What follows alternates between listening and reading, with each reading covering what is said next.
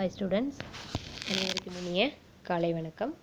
இதுக்கு முன்னாடி வீடியோ நம்ம என்ன பார்த்தோம், ஒரு துணைப்பாடம் பார்த்தோம். இப்போ நாம் பார்க்க போகிறது இனிக்கும் இலக்கணம், அதாவது இலக்கண பகுதியில் பொருள் மயக்கம்னா என்ன அப்படிங்கிறத நாம் பார்க்க போகிறோம். நம்ம எழுதக்கூடிய வார்த்தைகளை சேர்த்து எழுதுனா எப்படி, பிரித்து எழுதுனா எப்படி பொருள் வேறுபடும் அப்படிங்கிறத இதில் பார்க்க போகிறோம். காற்புள்ளியிட்ட அந்த பொருள் மயக்கம், அதாவது மாறுபடுமா மாறுபடாதா அப்படிங்கிறத பார்க்க போகிறோம். என்னென்ன பார்க்க போகிறோங்கிறது இங்கே பார்க்கலாம். இடைவெளியும் பொருள் வேறுபாடும், இடைவெளி விட்டு எழுதுனா அதோட பொருள் எப்படி வேறுபடுதுங்கிறத பார்க்க போகிறோம். வல்லின மெய்களும் பொருள் வேறுபாடும் இல்லையா. கசட தபர சொல்லியிருக்கோம் இல்லையா. இக்கு இச்சு இட்டு இற்று அந்த கசட தபரங்கிற அந்த இருக்கக்கூடிய இந்த வல்லின மெய்களும் அதோட பொருள் வேறுபாடும் என்னன்னு பார்க்க போகிறோம். அடுத்து பாருங்கள், என்ன பார்க்க போகிறோம்னா காற்புள்ளியும் பொருள் மயக்கமும். அதாவது காற்புள்ளினா நம்ம கம்மா போடுவோம் இல்லையா, இந்த காற்புள்ளினா பொருள் மயக்கம் எப்படி மாறுபடுதுன்னு பார்க்குறோம். அடுத்து இடைச்சொற்களும் விகுதிகளும் சொல்லுறுப்புகளும். இடைச்சொற்களும் விகுதிகளும் சொல்லுறுப்புகளும். இடைச்சொற்கள் வந்தால் என்னாகும், விகுதினா கடைசியில் வருது, அந்த சொல்லுறுப்புகளும் பற்றி எப்படிங்கிறத பார்க்க போகிறோம். அடுத்தது சொற்களை மாற்றினால் சொல்லுறுப்புகள் கொடுத்துருக்காங்க பார்த்தியா. வீட்டிலிருந்து சென்றான். ஸோ இப்படி சொல்லுறுப்புகள் கொடுத்தா என்ன ஆகுன்னு பார்க்க போகிறோம். அடுத்தது சொற்களை மாற்றி எழுதும்போது ஏற்படும் பொருள் குழப்பம் என்ன. நம்ம மாற்றி எழுதிட்டோம்னா பொருள் குழப்பம் எப்படி ஏற்படுங்கிறத பார்க்க போகிறோம். அப்புறம் அதை சிலதை தவிர்க்கிறதுக்கு நம்ம நினைவில் கொள்ள வேண்டியவை என்னங்கிறதையும் பார்க்க போகிறோம். அடுத்தது சொற்றொடரில் பிழை எப்படி ஏற்படும் அப்படிங்கிறதையும் பார்க்க போகிறோம். சரிங்களா. ஸோ பார்க்கலாமா. அது இது என்னென்னு கொடுத்துருக்காங்க. சரியாக கொடுத்துருக்கிறது என்ன, தவறாக கொடுத்துருக்கிறது என்ன, பிழைகளை தவிர்க்க சில குறிப்புகள். நாம் இந்த பொதுவான பிழைகள் என்ன, பிழைகளை தவிர்க்க சில குறிப்புகளை நாம் எப்படி கையாளணும் அப்படிங்கிறது இங்கே கொடுத்துருக்காங்க. இங்கே பாருங்கள், இந்த ஒன்று பிழைகளை தவிர்க்க சில குறிப்புகள். ஒருவர் சொல்ல கேட்டு எழுதி பழகுதலும் உதவும். நாம் ஒருத்தரை டிக்டேட் பண்ண சொல்லி வாய் விட்டு சொல்லி நாம் எழுத பழகணும். அதுதான் நம்ம பிழைகளை தவிர்க்க சில விஷயம். இந்த லகர வேறுபாடு, ரகர வேறுபாடு, ஸோ இதெல்லாம் இது மூலமாக தான் நம்ம தவிர்க்க முடியும். ஒருவர் சொல்ல கேட்டு எழுதி பழகுதலும் உதவும். சொல்லுக்கான பொருளை நினைவில் கொள்ளுதல் சிறந்த பயிற்சியாகும். அப்போ அந்த சொல்லோட பொருளை நம்ம என்ன பண்ணணும், நினைவில் கொள்ளுதல் சிறந்த பயிற்சியாகும். மரபு சொற்களை கற்றல் இன்றியமையாத ஒன்றாகும். நம்ம சின்ன கிளாஸ்லேயே படிச்சிருக்கோம் இல்லையா. ஸோ அந்த மரபு சொற்களை கற்றுக்கொள்ளுதல் இன்றியமையாத ஒன்றாகும். யானை, கன்று, குதிரை, கணக்கும், இதெல்லாம் ஒளிமரபு, வினைமரபு எல்லாமே நம்ம பார்த்துருக்கிறோம் இல்லையா. ஸோ அதையும் நினைவில் கற்றுக்கொள்ளுதல் இன்றியமையாத ஒன்றாகும்னு சொல்லியிருக்காங்க. அடுத்து பாருங்கள், இலக்கண விதிகளை மனதுள் பதித்து வைப்பதும் நமது கடமையாகும். புணர்ச்சி விதிப்படி ஒரு இடத்துல ஒற்று மிகும் வினைத்தொகை வரக்கூடிய இடத்துல மிகுமா மிகாதா அப்படிங்கிறது எல்லாம் நம்ம அந்த இலக்கண விதிகளை மனதில் பதித்து வைப்பது நமது கடமையாகும். அதை வச்சு தான் நம்ம ஒற்று சேர்த்தணுமா சேர்த்த வேண்டாமான்னு முடிவு பண்ண முடியும். எழுதியதை மீள படித்து பார்த்து பிழை இருப்பின் திருத்துதலும் கடமையாகும். நீ எழுதுனதை நீ எழுதுனதை கண்டிப்பாக என்ன பண்ண, ஒரு தடவை படித்து பார்த்து திருத்தணும். அதுதான் அப்போ தான் அதோட தவறுகளை நாம் திருத்தி கொள்ள முடியும். பிழை இருப்பின் திருத்துதலும் நம்மளுடைய கடமையாகும். ஸோ இப்போ என்னென்னு பார்த்துடலாங்களா. வாங்க, ஃபஸ்ட்டாக நம்ம அந்த பொருள் மயக்கத்தில் தமிழ் மொழியை எழுதும்போதும் படிக்கும்போதும் பேசும்போதும் கடைபிடிக்க வேண்டிய முறைகள் சில உள்ளன. கண்டிப்பாக பேசுகிற போதும் சரி, எழுதுகிற போதும் சரி, படிக்கும் போதும் சரி சில முறைகள் உள்ளன. அவற்றை பின்பற்றினால் மாணவர்கள் பொருள் மயக்கம் இல்லாமல் மொழிப்புலமை பெறுவர். அதாவது இந்த சந்தேகங்கள் வராமல், எழுத்து பிழைகள் வராமல் தவிர்க்க முடியும். சரிங்களா. பொருள் மீனிங் தப்பாக போகாத அளவுக்கு நம்மளால் அந்த மொழியில் புலமை பெறுவர். எந்த இடத்துல இக்கு போடுறது, எந்த லகரம் போடுறது, இந்த குழப்பத்தையெல்லாம் நம்ம தவிர்க்கலான்னு சொல்கிறாங்க. எழுதும்போதோ பேசும்போதோ தேவையான இடங்களில் இடைவெளி விடாததும் தேவையற்ற இடங்களில் இடைவெளி விடுவதும் படிப்போருக்கும் கேட்போருக்கும் பொருள் குழப்பத்தை ஏற்படுத்திவிடும். ஆமாம், நம்ம எங்கே இடைவெளி விடணுமோ அங்கே விட மாட்டோம். இடைவெளி எங்கே விடணும்னு நினைக்கிறோமோ அந்த இடத்துல விடாமல் எழுதுறதும், விட்டு எழுத வேண்டிய இடத்துல சேர்த்து எழுதுறது நம்ம செய்யக்கூடிய மிகப்பெரிய தப்பு. ஸோ அதனால தான் என்ன ஆகுது, பொருள் குழப்பம் ஏற்படுகிறது. நீ புரிஞ்சுக்கிறதும் நான் புரிஞ்சுக்கிறதும் வேறுபடுகிறது. இடைவெளியும் பொருள் வேறுபாடும். எம் மொழியார்க்கும் எளிது, இங்கே பிரித்து எழுதியிருக்காங்க இடைவெளி விட்டு. இங்கே எம் மொழியார்க்கும் எளிது. அப்பாவின் நலங்காண்க, அப்பாவின் நலங் காண்க. 5 மாடி வீடு, 5 மாடி வீடு. அன்று முதல் பாடம் கற்றோம், அன்று முதல் பாடம் கற்றோம். ஸோ இவ்வாறு சொற்களை சேர்த்தும் பிரித்தும் எழுதுவதால் பொருள் மாறுபாடுகள் ஏற்படுகின்றன. வல்லின மெய்களும் பொருள் வேறுபாடுகளும். வல்லின மெய்களை இங்கே பிட்டு தின்றான், இத்துங்கிற அந்த வல்லின ஒற்று வந்திருக்குது. பிட்டு தின்றான் இங்கே சேர்த்தும் போது இங்கே என்ன ஆகுது? பிட்டு தின்றான், பிட்டு தின்றான்னு சொல்கிறாங்க. உள்ள கருத்து, இது உள்ள கருத்து. இங்கே ஈக்குங்கிற ஒற்று மிகுல. ஈட்டி கொண்டு வந்தான், ஈட்டி கொண்டு வந்தான். பொருள் விளங்குதா இல்ல? வல்லின மெய்களால் ஏற்படும் பொருள் வேறுபாடுகளை அறிந்து பயன்படுத்துதல் வேண்டும். அதாவது நம்ம உள்ளத்தில் ஏற்படக்கூடிய கருத்தை எப்படி சொல்கிறேன்? அந்த ஒற்றை சேர்த்துறேன். ஈட்டி, இப்போ பாருங்க, ஈட்டி கொண்டு வந்தான். அதாவது ஒரு பொருளை ஒரு இடத்துல போய் ஈட்டி கொண்டு வருவது, பெற்று கொண்டு வருவது. இங்கே ஈட்டி கொண்டு வந்தான்னா அந்த ஈட்டிங்கிற ஒரு ஆயுதத்தை கொண்டு வந்தான் என பொருள் மாறுபடுகிறது. இப்போ வல்லின மைகளும் அந்த பொருள் வேறுபாடு. இந்த இக்க சேர்த்துனா எப்படி இருக்குது, இக்க இடத்துல எப்படி பொருள் வேறுபாடுங்கிறத நம்ம பார்த்து அறிந்து பயன்படுத்த வேண்டும். அது நம்ம கையில் தான் இருக்குது. காற்புள்ளியும் பொருள் மயக்கமும். நம்ம காற்புள்ளி அதாவது கமாவை எங்கே பயன்படுத்தணும்? இயல்பாக உரையாடும் போது பொருள் நிலையில் பெரும்பாலும் எந்த குழப்பமும் ஏற்படுவதில்லை. குரலில் ஏற்றம் இறக்கம், சொற்களின் அழுத்தம் குலைவு, இறுதி சொல் மூலம் வினாவா உணர்ச்சியா என்பதையெல்லாம் உணர்ந்து பொருளை நாம் சரியாக விளங்கி கொள்கிறோம். ஆனால் எழுதும்போது காற்புள்ளி இடாமல் எழுதினாலோ இடம் மாற்றி காற்புள்ளி இட்டாலோ தொடரில் உள்ள சொற்கள் வந்து அத்தொடருக்குரிய முழுமையான பொருளை தராமல் வேறு பொருளை தந்துவிடும். அது உண்மையான விஷயம் இல்லையா? இப்போ பாருங்க, அவள் அக்கா வீட்டிற்கு சென்றாள். இப்படி காற்புள்ளியிட்டு எழுதும்போது அந்த பெண் தன் அக்காள் வீட்டிற்கு சென்றாள் என பொருள்படுகிறது. உண்மையா? அடுத்து பாருங்க, இப்போ அடுத்து ஒரு காற்புள்ளியை மாற்றிடுறாங்க. எங்கிடுறாங்க? அக்காளுங்கிறதுக்கு பக்கத்தில் விடுறாங்க.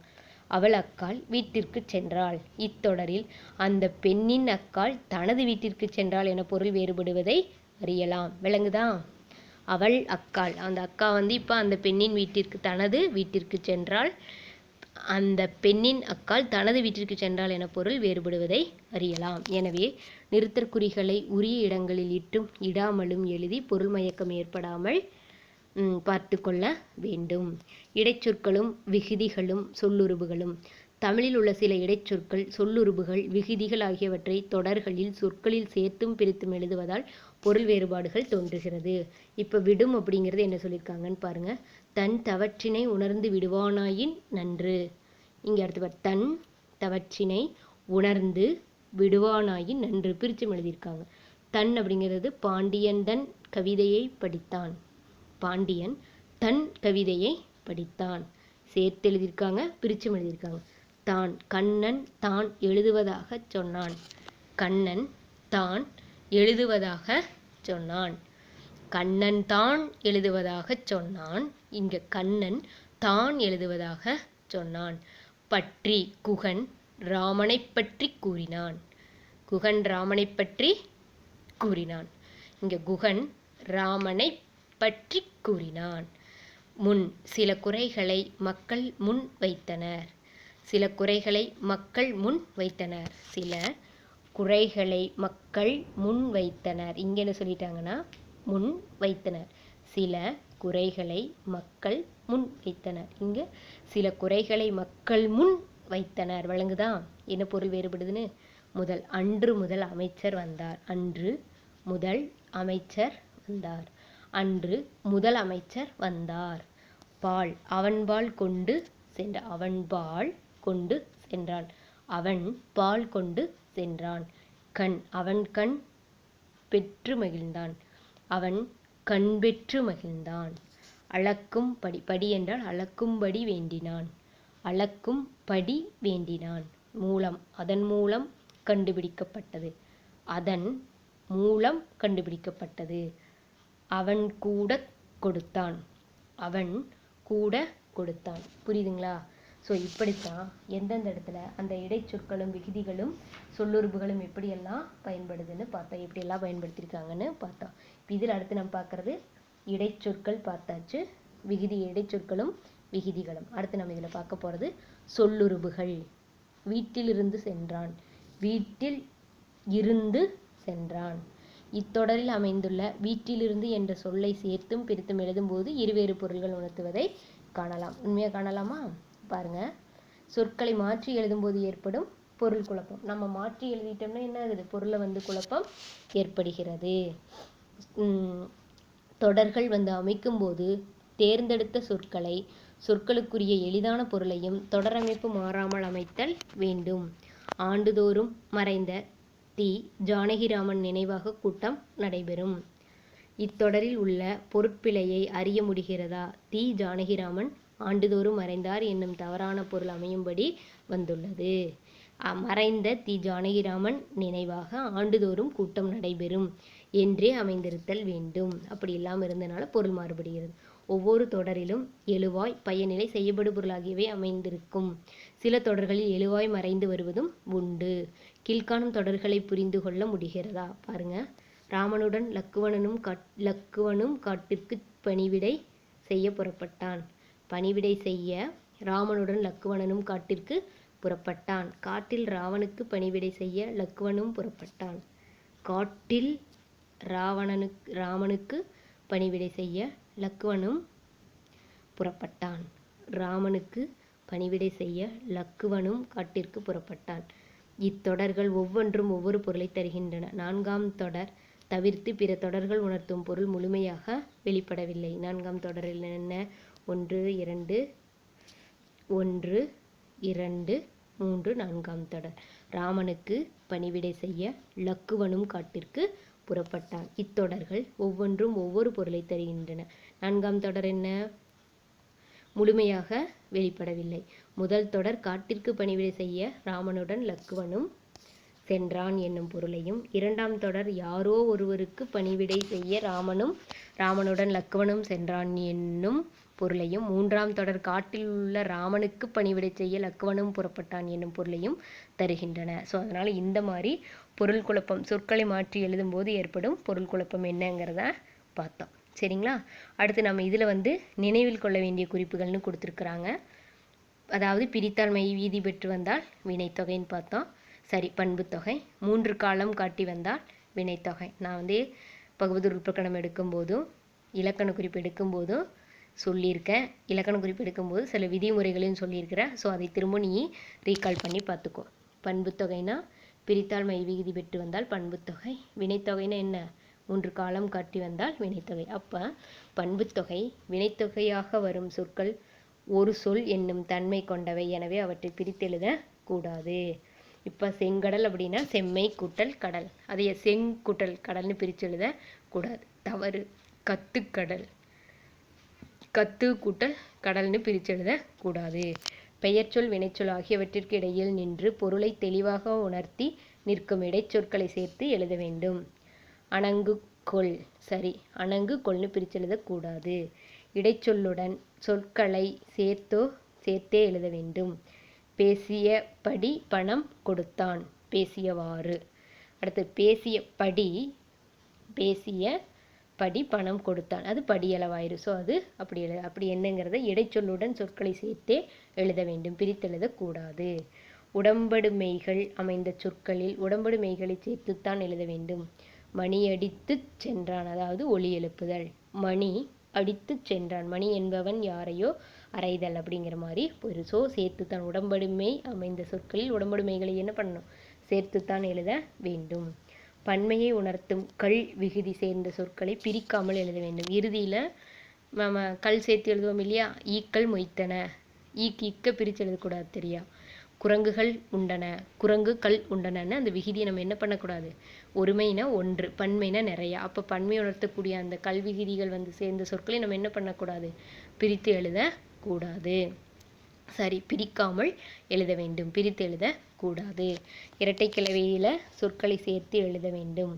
பிரித்தால் பொருள் தரும் அடுக்கு தொடர்னா இரட்டை கிளவி பிரித்தால் பொருள் தரும். ஸோ அதனால் இரட்டை கிளவி சொற்கள் நம்ம என்ன பண்ணணும்? சேர்த்து எழுத வேண்டும். படபடவென சிறகை அடித்தது சரி, பட என சிறகை அடித்ததுன்னா தவறானது, பிரித்து எழுதக்கூடாது. அடுத்து பாருங்க, சொற்புணர்ச்சியில் நிலைமொழியின் ஈற்றெழுத்தும் மெய்யெழுத்தாகவும் வருமொழியின் முதலெழுத்து உயிரெழுத்தாகவும் இருந்தால் அவற்றை சேர்த்தே எழுத வேண்டும். சுடராளி, சுடர் கூட்டல் ஆளி. நிலைமொழியின் ஈற்றெழுத்து. நிலைமொழி என்ன? சுடர். அதோட ஈற்றெழுத்து என்ன? மெய்யெழுத்தாகவும் மெய்யெழுத்தாகவும். வருமொழி முதலெழுத்து உயிரெழுத்து. ஆங்கிறது உயிரெழுத்தாகவும் இருந்தால் அவற்றை நம்ம என்ன பண்ணோம்? இரு கூட்டலா ரா அப்படின்னு சேர்த்தே எழுத வேண்டும். உரிச்சொற்களை பெயருடனும் வினையுடனும் பயன்படுத்தும் போது சேர்த்தே எழுத வேண்டும். உரிச்சால தவ நனி கடி மலர் இது எல்லாமே எனது உரிச்சொற்கள். சால தவ நனி கூர் களி இது எல்லாமே உரிச்சொற்கள். அப்போ வினையுடனும் பயன்படுத்தும் போது பெயருடனும் வினையுடனும் பயன்படுத்தும் போது எப்படி எழுதணும்? நம்ம சேர்த்தே எழுத வேண்டும். கடிமணம் எழுத கடிமணம் சேர்த்தே எழுத வேண்டும். உம்மைத்தொகை சொற்களை நேரிணை சொற்களாகவும் எதிரிணை சொற்களாகவும் சேர்த்தே எழுத வேண்டும். உற்றார் உறவினர் சரி உம்மைத்தொகை. உற்றார் உறவினர் பிரித்தெழுத கூடாது. சீரும் சிறப்பும் நேரிணை சொற்கள். சீரும் சிறப்புன்னு பிரித்தெழுத கூடாது. மேடு பள்ளம் இது எதிரிணை சொற்கள். மேட்டுக்கு பள்ளம் எதிரிணையாக சொல்கிறாங்க. சரிங்களா? சீரும் சிறப்புன்னா நேராக சொல்வது, இதுக்கு ஆப்போசிட்டாக சொல்லுவது. மேடு பள்ளம் எதிரிணை சொற்கள். மேடு பள்ளம் தவறு. சொற்றொடர் பிழை திணை பால் எண் இடம் காலம் முதலிய பிழைகள் ஏற்படா வண்ணம் தொடர் எழுத பழகுதல் சாலச் சிறந்தது, மிகவும் சிறந்தது.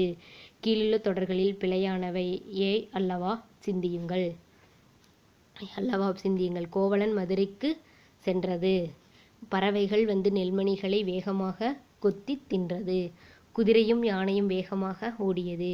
அவன் வெண்மதியிடம் பேசினாய். சென்னையிலிருந்து நேற்று வருகிறான். அல்லன் அல்லல் அல்லர் அன்று அல்ல என்பனவற்றை திணை பால் எண் இடமறிந்து ஆளுதல் வேண்டும்.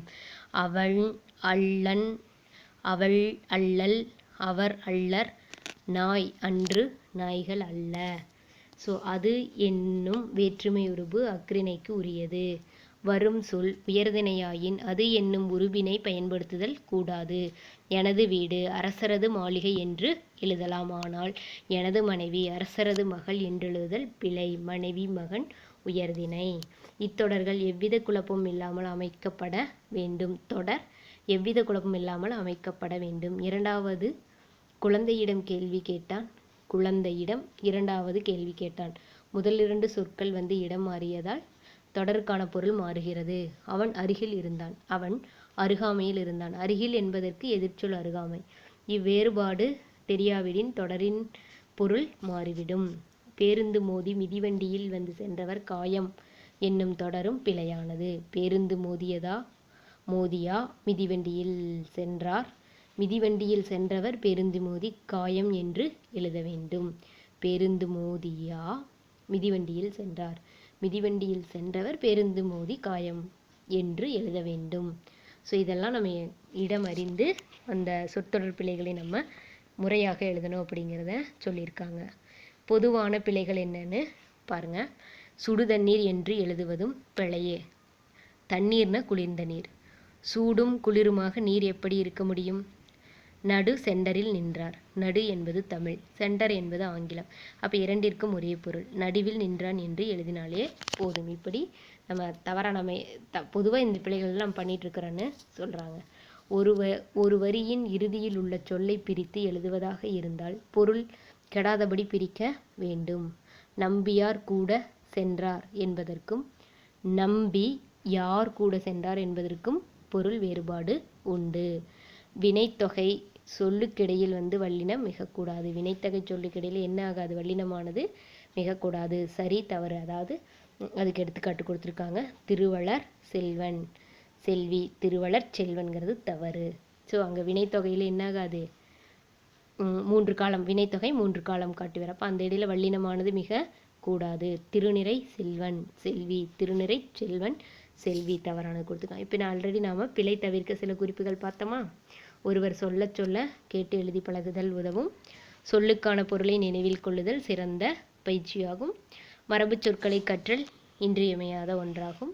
இலக்கண விதிகளை மனதுக்குள் பதித்து வைப்பதும் நமது கடமை. எழுதியதை மீள படிப்பது, படித்து பார்த்து பிழை இருப்பின் திருத்துதலும் கடமையாகும். இப்போ இந்த இதில் பொருள் மயக்கத்தில் என்னென்ன பார்த்துருக்குறோம்? அந்த பொருள் எழுதும் போதோ பேசும்போதோ தேவையான இடங்களில் இடைவெளி விடாததும், தேவையற்ற இடங்களில் இடைவெளி விடுவதும் படிப்போருக்கும் கேட்போருக்கும் என்ன ஆகும்? பொருள் குழப்பத்தை ஏற்படுத்தும்னு பார்த்தோம். இதில் இடைவெளியும் பொருள் வேறுபாடும் என்னன்னு பார்த்தோம். வல்லின மெய்களும் பொருள் வேறுபாடும் பார்த்தோம். காற்புள்ளியும் பொருள் மயக்கமும் பார்த்தோம். இடைச்சொற்களும் விகுதிகளும் சொல்லுறுப்புகளும் பார்த்தோம். சொற்களை மாற்றி எழுதும்போது ஏற்படும் பொருட்குழப்பம் பார்த்தோம். நினைவில் கொள்ள வேண்டிய குறிப்புகள் பார்த்தோம். சொற்றொடர் பிழைன்னா என்னன்னு பார்த்தோம். பொதுவான பிழைகள் என்ன, பிழை தவிர்க்க சில குறிப்புகள் கொடுத்துருக்கிறத நம்ம பார்த்தோம் இல்லைங்களா. திரும்ப திரும்ப படித்து பாரு. ஸோ அப்போ தான் எளிதில் இலக்கணம் புரியும். ஒரு முறைக்கு இருமுறை படித்து பாருங்கள். நன்றி.